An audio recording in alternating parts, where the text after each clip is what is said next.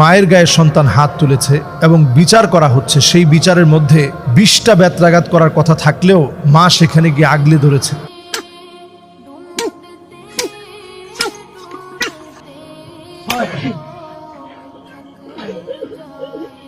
আসলে যখন আমরা বড় হয়ে যাই, বড় হয়ে যাওয়ার পরে আমাদের আচরণ বিধিতে দেখা যায় প্রায় সময় আমরা মা বাবার সঙ্গে ধমক দিয়ে কথা বলি, ঘাড় মোটা করে কথা বলি, এমনকি আমরা অনেক সময় বলি যে তোমার কাছ থেকে আমি পেয়েছি কি। বাপকে যখন আপনি এই কথাটা বলেন, বাবার বদদোয়া দেওয়া লাগে না। বাবা শুধু মনে মনে যদি এই কথাটা ফিল করে যে কতদিন আমি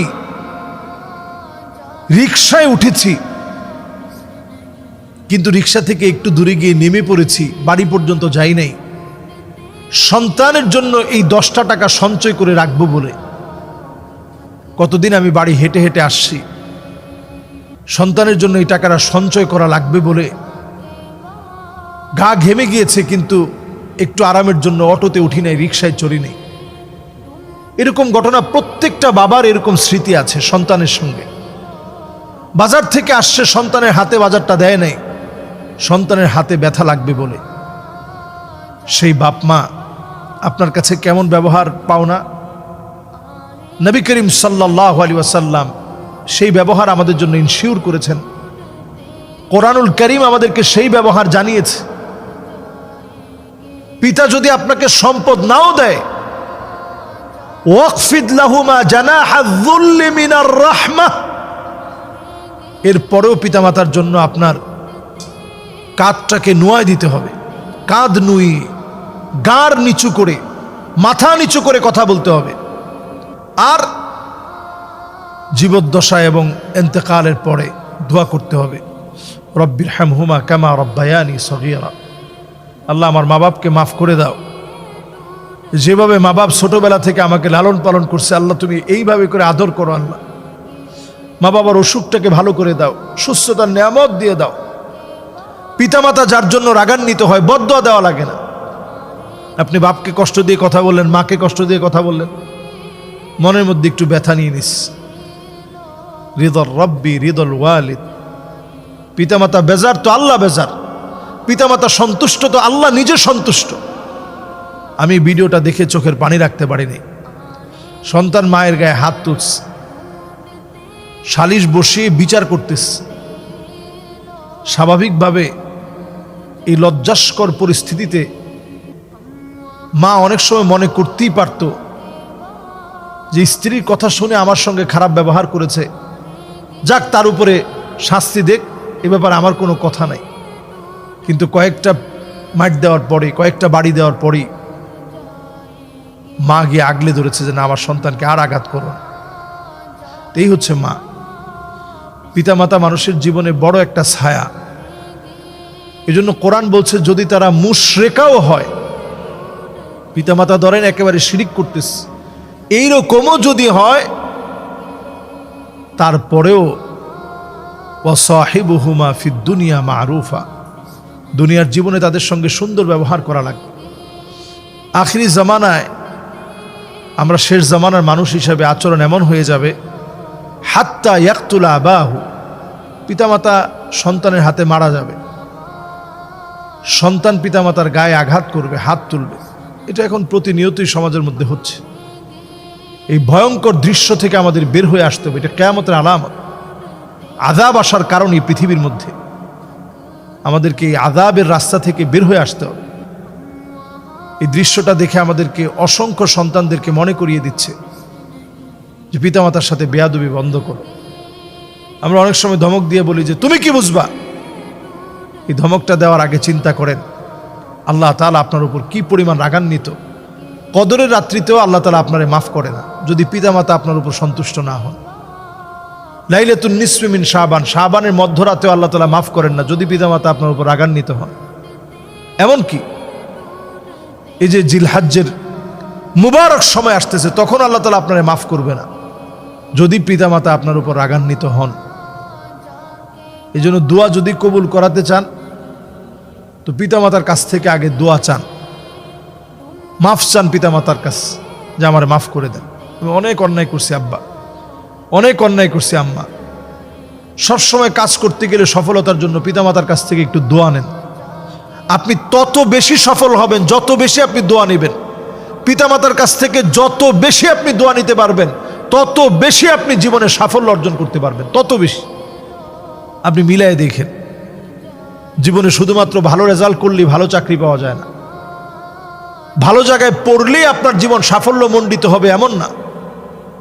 অনেক খারাপ জায়গায় লেখাপড়া করছে, হয়তো এত ভালো জায়গায় পড়াশোনার সুযোগ পায় না, কিন্তু পিতামাতার দোয়া আছে। আল্লাহ তাআলা বহু মানুষের চাইতে তাকে আল্লাহ তাআলা শ্রেষ্ঠ বানায় দিচ্ছে ওই দোয়ার কারণে। ওরকম মেধা ছিল না, আল্লাহ তাআলা মেধা খুলে দিয়েছে। এই জন্য পিতামাতার কাছ থেকে প্রতিনিয়ত দোয়া চেয়ে নেবেন। আব্বা আমার জন্য দোয়া করেন, আম্মা আমার জন্য দোয়া করেন, এ কথা বলার মধ্যে কোনো লজ্জা নাই। নবীজি সাল্লাল্লাহু আলাইহি সাল্লাম মায়ের কবরের কাছে গিয়ে কাঁদছে, ছোটবেলায় মারে হারায় ফেলছে, জন্মের পরে আব্বারে দেখে নেই। হালিমা রাদিয়াল্লাহু তাআলা আনহা, হালিমাতুস সাদিয়া, ওনার জন্য নবীজির চাদরটা বিছাই দিচ্ছে। সাহাবায়ে কেরাম অবাক হয়ে গেছে যে বৃদ্ধা মহিলা কে সে? একজন দুধমার জন্য নবীজি চাদরটা বিছাই দিচ্ছে। আচরণ কেমন ছিল? এক সাহাবী গুনাহ করে আসছে নবীজির কাছে, ইয়া রাসূলুল্লাহ আমার গুনাহ হয়ে গেছে, আমি কি করতে পারি? নবীজি বললেন তোমার কি মা আছে? না ইয়া রাসূলুল্লাহ আমার মা নাই। রাসূল বললেন তোমার খালা আছে? বলছে আছে।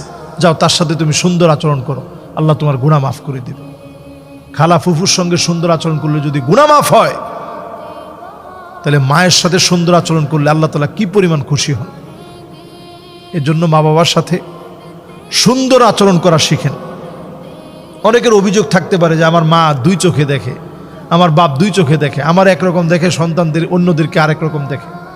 যদি তারা এই কাজ করে থাকে তারা তাদের জবাব আল্লাহর কাছে দিবে, কিন্তু আপনি সন্তান হিসাবে জবাব চাইতে পারবেন না। আনতা ওয়া মালুকা লিআবিক, আপনি আপনার সম্পদ সবই আপনার বাপের, সবই আপনার মায়ের। এজন্য কারো কথা শুনে পিতামাতার সঙ্গে খারাপ ব্যবহার করা যাবে না। আল্লাহ আমাদের প্রত্যেক সন্তানকে দায়িত্বশীল সন্তান হওয়ার তৌফিক দান করুক, পিতামাতার সাথে সুন্দর আচরণ করার তৌফিক দান করুক। ইদানিং দেখা যাচ্ছে হিজাব পরিহিতা নারী যারা হিজাব করে নারায়ণগঞ্জ স্কোয়াড নামসহ বিভিন্ন নামে বেনামে বিভিন্ন জায়গায় বিভিন্ন ভিডিও কন্টেন্ট তৈরি করে শুধু ভাইরাল হওয়ার চেষ্টা করছে। তো পর্দার সঙ্গে এই জাতীয় কন্টেন্টগুলো কোনোভাবেই কি যায়? আসলে পর্দার সঙ্গে এই সমস্ত কন্টেন্ট যেগুলো আমরা দেখি, এই ইদানিং অল্প এই কিছুদিন ধরে এটা আমার খুব বেশি নজরে পড়ছে। আলেম ওলামা অন্তত লিবাসে হোক, পোশাক পরিহিত অবস্থায় আপনি তো আলেম, অন্তত লিবাসে তো আপনি আলেম। স্বামীকে বলতেছে যে এটা কিন্তু আমার ভাই, বোরকা পরে অন ক্যামেরায় স্ক্রিনে এসে বলতেছে সে কিন্তু আমার ভাই। তো স্বামী কিন্তু ইতস্তত বোধ করতেছে। তো এই জাতীয় শব্দ চয়ন আপনি চিন্তা করতে পারেন, এটা যদি আপনি জেহারের জন্য বলে থাকেন, স্বামী যদি এই কথাটা বলে যে সে আমার বোন, উদ্দেশ্য হচ্ছে তাকে নিয়ে আমি আর সংসার করব না, তালাক দেওয়ার উদ্দেশ্যে বলে থাকে, তাহলে তালাক হয়ে যাবে। এই জাতীয় শব্দ শুধুমাত্র নিজেদেরকে ভাইরাল করার জন্য এখন হর হামেশা এখন ফেসবুকের ভিতরে, ইউটিউবের ভিতরে এগুলো আমরা দেখতে পাচ্ছি। নতুন করে দেখলাম যে একটা গ্রুপ নারায়ণগঞ্জ স্কোয়াড নাম দিয়ে তারা এখন বেশ বেপরোয়া হয়ে গেছে। যেভাবে একটা সময় ফ্যাশন শো করা হতো, একটা সময় উলঙ্গ মহিলাদের বিবস্ত্র নাটকীয় যে প্রতিযোগিতা চলতো, সেটাকে ধর্মীয় রূপ দিয়ে এখন নতুন করে কেমন যেন সবাই একরকম বোরকা, সবাই একরকম হিজাব, সবাই একরকমের পোশাক পরে এরপরে হাঁটতেছে। এবং এইটাকে আমরা মনে করতেছি যে বিশাল একটা ট্রেডিশন হয়ে গেছে। অচিরেই তাদেরকে উকিল নোটিশ দেওয়া হয়েছে, তাদের ব্যাপারে উকিল নোটিশ দিয়ে অচিরেই সিদ্ধান্ত গ্রহণের, পূর্ণ সিদ্ধান্তে যাওয়ার সব কার্যক্রম বাস্তবায়ন করা হচ্ছে। এবং এটা সময় লাগবে না, এটা অচিরেই ইনশাআল্লাহ উকিল নোটিশ যেটা করা হয়েছে তাদের ব্যাপারে, এটা শুধু এক জায়গা থেকে না, আমি বলবো যে সকল মহল থেকে এটা নিয়ে প্রতিবাদ হওয়া উচিত। আপনি যখনই হিজাব পরবেন, আপনি যখন বোরকা পরবেন, আপনি এটাকে বড় সম্মানের পোশাক বলে মনে করেন। ওয়ামান ইউআযযিম শাআইরাল্লাহ ফাইন্নাহা মিন তাকওয়াল কুলুব। আপনি মনে করেন যে যে পোশাকটা আমি পরেছি এটা আমার ইসলামের একটা শিআর, একটা নিদর্শন। ওয়ামাই ইউআযযিম শাআইরাল্লাহ, আল্লাহর এই নিদর্শন কেউ যদি সম্মান করে, ওয়ামাই ইউআযযিম শাআইরাল্লাহ ফাইন্নাহা মিন তাকওয়াল কুলুব, অন্তরে আল্লাহর ভয় আছে, এটা প্রমাণ করবে আপনার এই পোশাক। আপনার পর্দাটা যখন আপনি করবেন, এই পর্দাটা প্রমাণ করবে আপনি আল্লাহকে কতটুকুন ভয় করেন। এটা কোনো ফ্যাশন শোর জন্য আপনি পর্দা করতে পারবেন না। এখনকার পর্দার ট্রেডিশনটা এমন হয়েছে, একটা যদি অনলাইনে ভাইরাল হয় সবাই ওইটা কেনা শুরু করে। এটার নাম আসলে পর্দা না। পর্দা আপনাকে করতে হবে নিজেকে লুকানোর জন্য। আম্মাজানরা প্রশ্ন করছেন, ওয়ামা নাসনাউ বিজুয়ুলিহিন্না ইয়া রাসূলুল্লাহ, আমরা আমাদের যে গোড়ালি বের হয়ে যায় এই ব্যাপারে আমরা কি করতে পারি?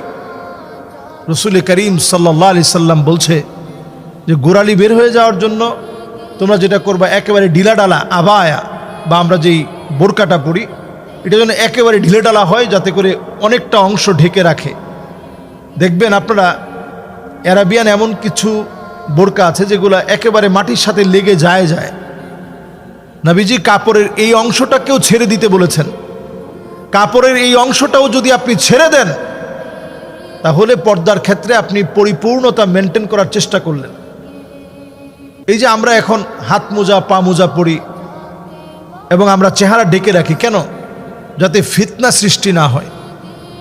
বর্তমানে এই সময়ে ফিতনার সময়ে নানা রকমের ফিতনা সৃষ্টি হচ্ছে, আর সেখানে যদি আপনি ইচ্ছে করে ফিতনায় পড়েন, একটা স্কোয়াড নাম দিয়ে যদি আপনি সব মেয়েদেরকে নিয়ে নাচ গান, এরপরে অ্যারাবিয়ান স্টাইলে রুমাল পরে বিভিন্ন অঙ্গভঙ্গি, যে সমস্ত অঙ্গভঙ্গিগুলো কুরুচিপূর্ণ, এগুলো যদি আপনি বোরকা পরে যদি আপনি এই সমস্ত রুচিহীন কাজ করেন, এটা আল্লাহর কাছে জবাবদিহিতার সম্মুখীন হতে হবে। বর্তমান বাংলাদেশে এখনই এটাকে যদি নির্মূল করা না হয়, সামনের দিকে সাহস বেড়ে যাবে।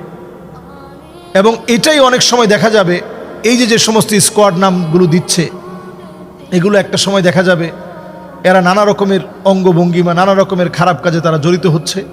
এটার দায় তখন ইসলামের উপরে চলে আসবে, এবং সমকামী গ্রুপ এদেরকে দিয়ে একটা সময় প্যাট্রোনাইজ করবে। খারাপকে প্যাট্রোনাইজ করার জন্য একটা সময় হিজাবকে ব্যবহার করা হবে। এই গ্রুপটাকে অনতি বিলম্বে থামায় দিতে হবে। আমরা দেখেছি অনেকগুলো নিউজ পোর্টাল এটা নিয়ে নিউজ করেছে, অনেকগুলো ভিডিও হয়েছে এবং তাদের ব্যাপারে আইনি নোটিশ হয়েছে। অচিরেই এটার আইনি নোটিশের বাস্তবায়ন আমরা দেখতে চাই, এবং তাদেরকে বাড়তে দেওয়া কোনোভাবেই যাবে না।